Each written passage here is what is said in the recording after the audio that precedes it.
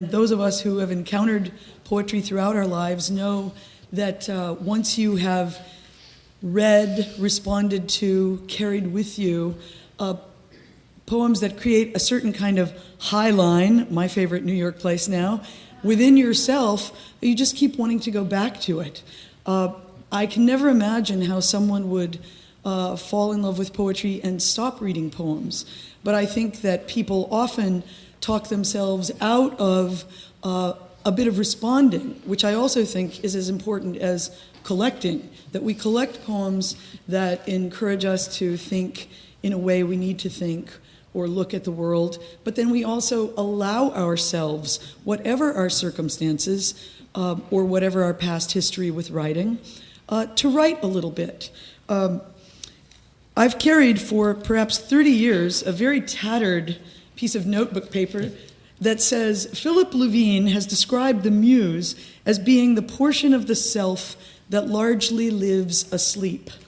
Being inspired is really being totally alive. He says that such a state feels a little odd and also delicious.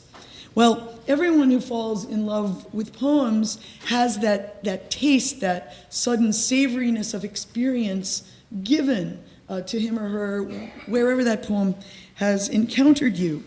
It is often shocking to have conversations on planes with adults or to visit schools where the students have not been regularly reading and writing poetry and feel the hunger in most of us for that kind of delicious experience, whether it's even been identified. And I do think sometimes one of the most precious elements of affinity and inspiration is gathering up poems so that you'll be able to put your fingers on them later, to hand to someone at the appropriate moment, to give to the friend who needs it right then, to email to the person who's hurting.